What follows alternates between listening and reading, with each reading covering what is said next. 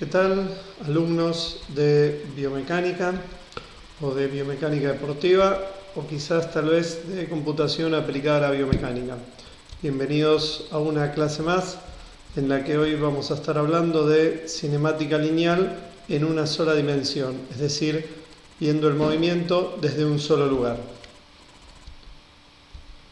La cinemática es la rama de la mecánica que se ocupa del análisis descriptivo de los movimientos sin preocuparse por las causas que lo producen, es decir, que solo va a cuantificar las características del mismo sin estar atento por los factores que lo condicionan. En el caso de los movimientos lineales estamos hablando de aquellos en los cuales el cuerpo sujeto a análisis describe una trayectoria rectilínea. Por ejemplo, si nosotros vemos la ubicación que adopta un cuerpo en el espacio en dos momentos diferentes y unimos imaginariamente esas dos ubicaciones, reconocemos un movimiento rectilíneo, es decir, un desplazamiento lineal, lo que llamamos un movimiento de traslación. Lo podemos identificar dado que la posición inicial en la cual comienza el movimiento y la posición final en la que termina el mismo son diferentes. Por lo tanto, decimos que existe una diferencia en la posición de ese cuerpo en el espacio. Esa letra griega que representa la variación, la diferencia, una modificación, se llama delta y es la que se parece a un triángulo.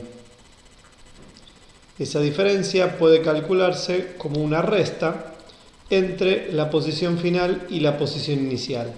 Si nosotros pensamos, por ejemplo, en un atleta que recorre una distancia de 100 metros llanos en una prueba del atletismo de pista, encontramos que la posición en la pista al comienzo del movimiento es diferente a la posición en la cual finaliza la prueba. En una es los tacos de partida y la otra es la línea de llegada.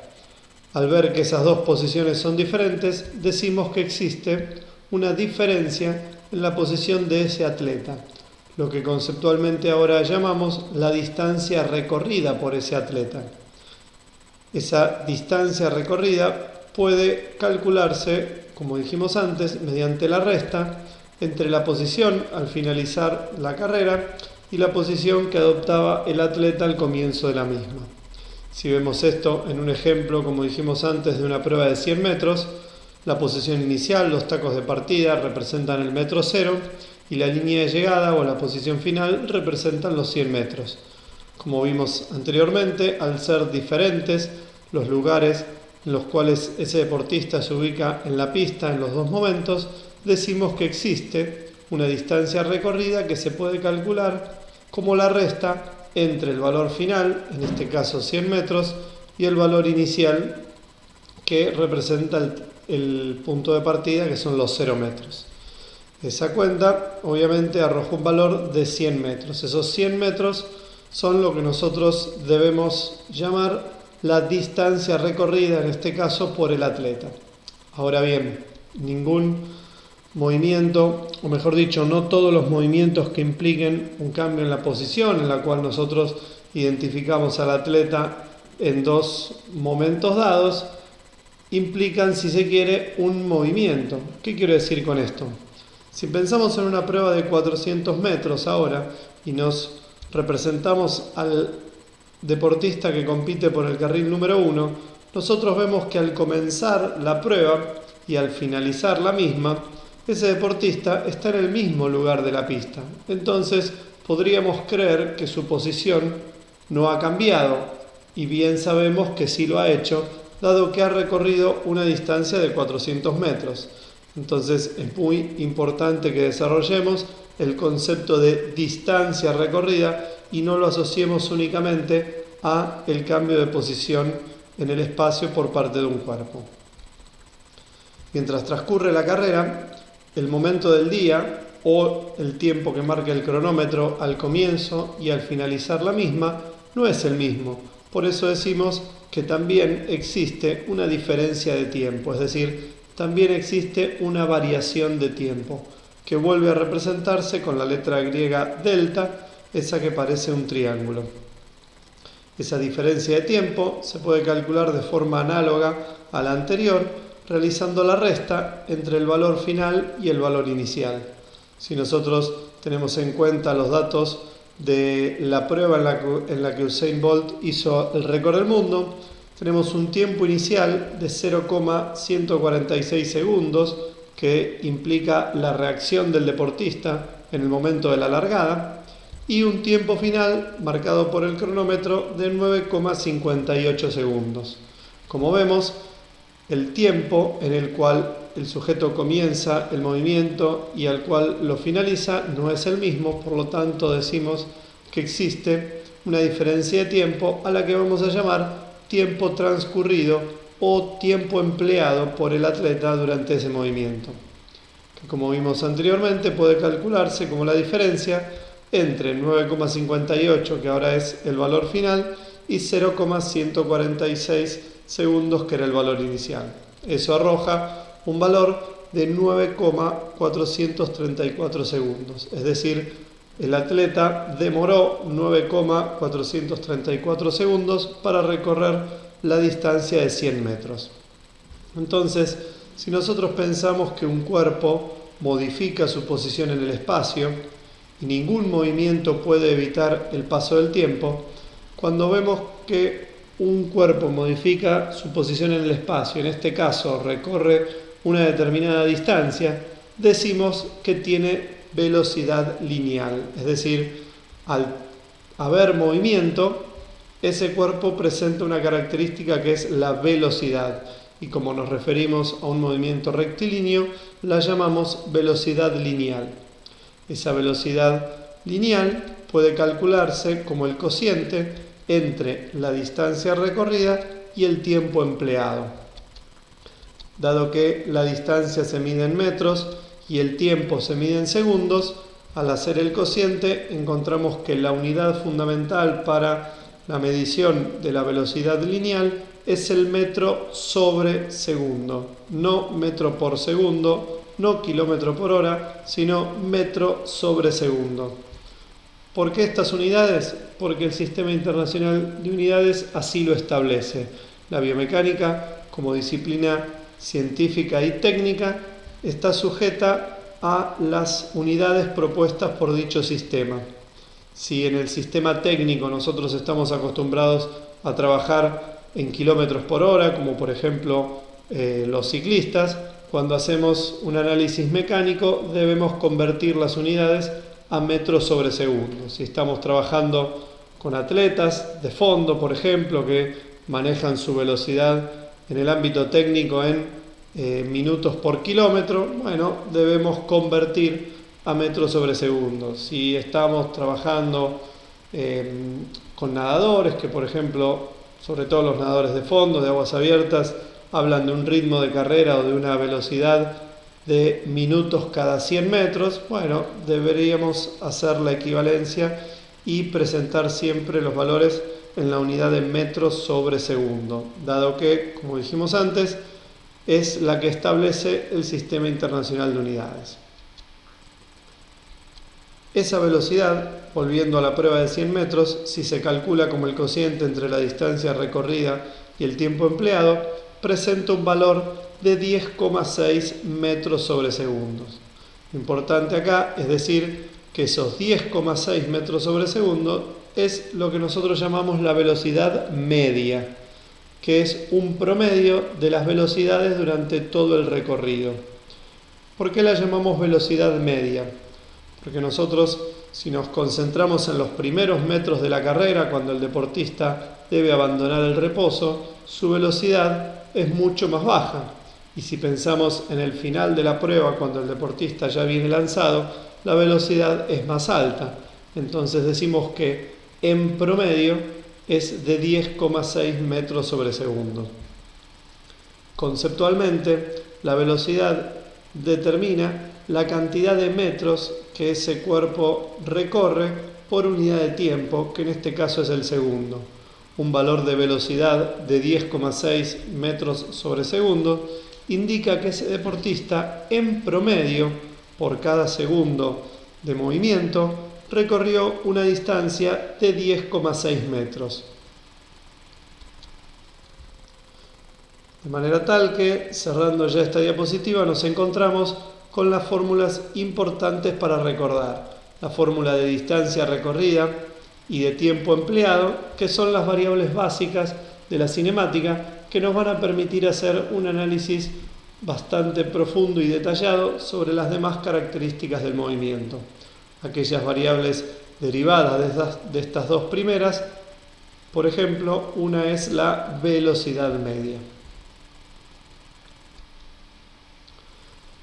Ahora bien, si continuamos el análisis pensando en el mismo ejemplo de una carrera de 100 metros, en los cuales se recorre dicha distancia y se emplea, como dijimos antes, un determinado tiempo, a partir de esos valores primarios podemos calcular, como hicimos recién, un valor de velocidad media durante ese recorrido. Pero como hemos mencionado, si fraccionamos el análisis en dos partes, vamos a ver que la velocidad al comienzo de la prueba es diferente a la del final de la misma. Entonces, en el momento intermedio que introducimos a los 50 metros de la prueba, el deportista había tardado en recorrer ese parcial 5,47 segundos. Ahora, esos 50 metros representan el espacio final del primer intervalo y el espacio inicial del segundo intervalo, al tiempo que los 5,47 segundos representan el tiempo final del primer intervalo y el tiempo inicial del segundo intervalo.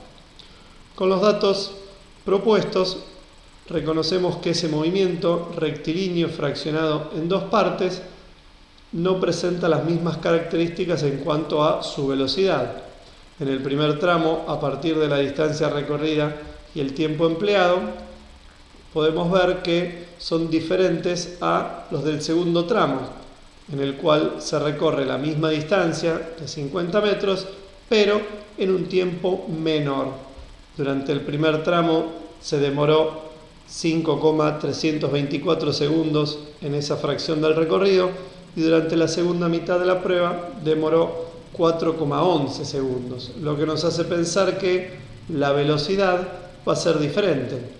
Si vemos la velocidad media del primer tramo, calculada como vimos en la diapositiva anterior, encontramos un valor de 9,391 segundos, calculados a partir de la división entre la distancia recorrida y el tiempo empleado en esa primera fracción.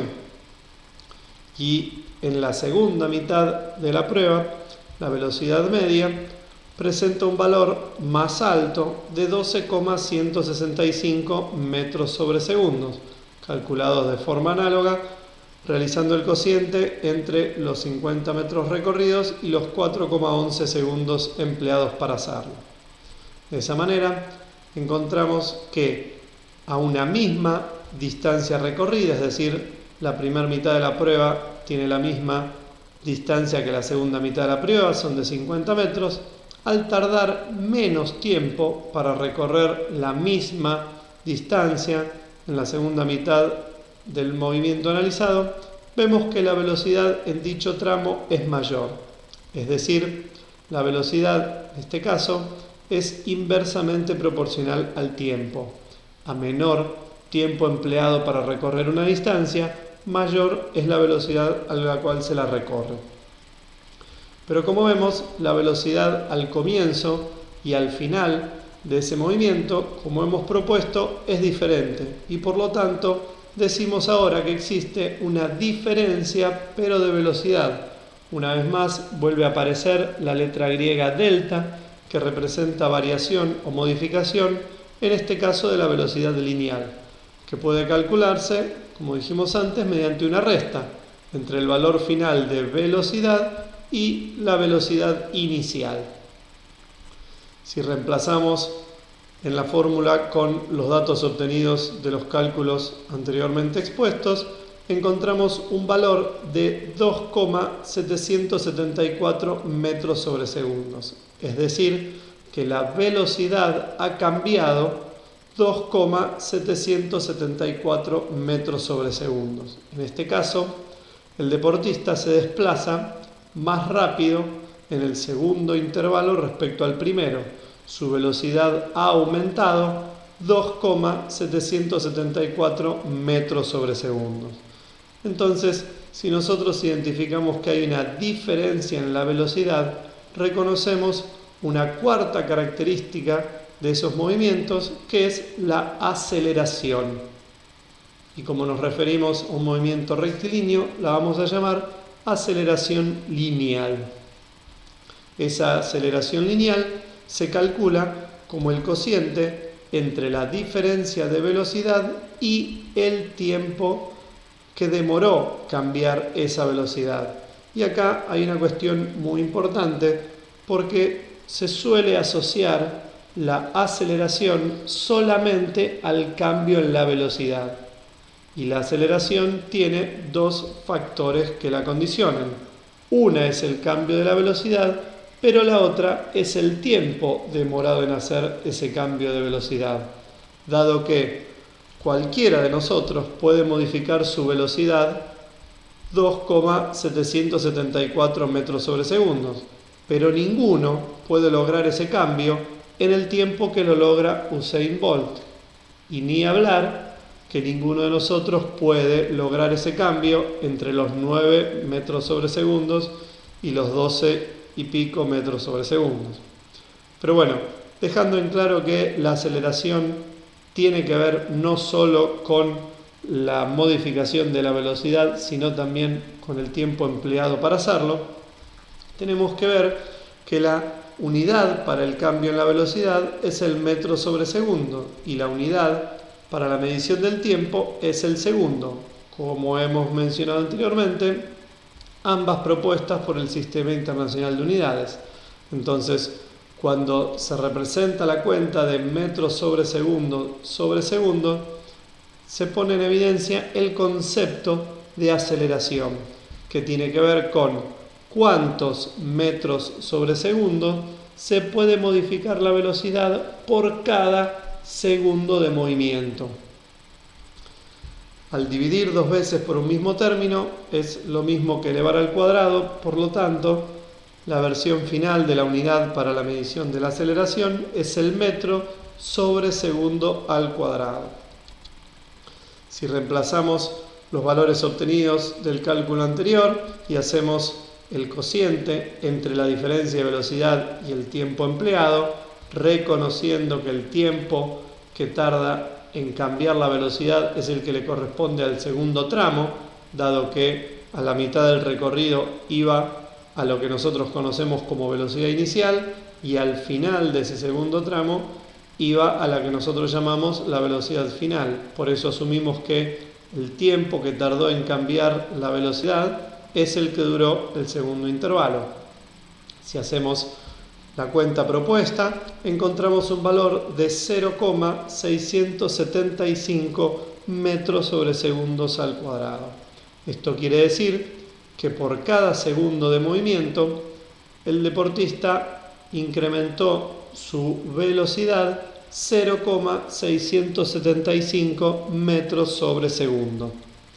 Del mismo modo que dijimos antes, esa no es una aceleración constante que se mantiene durante todo el recorrido, sino que es un promedio de las aceleraciones que experimente ese cuerpo. Por eso es que la llamamos aceleración media. Entonces, vamos cerrando esta cuarta variable cinemática, recordando la fórmula importante en esta diapositiva, que es la que nos va a ayudar a calcular la aceleración a partir de la velocidad y el tiempo. Como siempre decimos, ahora viene lo más difícil, que es tratar de pensar un poco todo lo que hemos mencionado y encontrarle aplicación no solo a estos movimientos propuestos, sino a otros que a ustedes se les ocurran.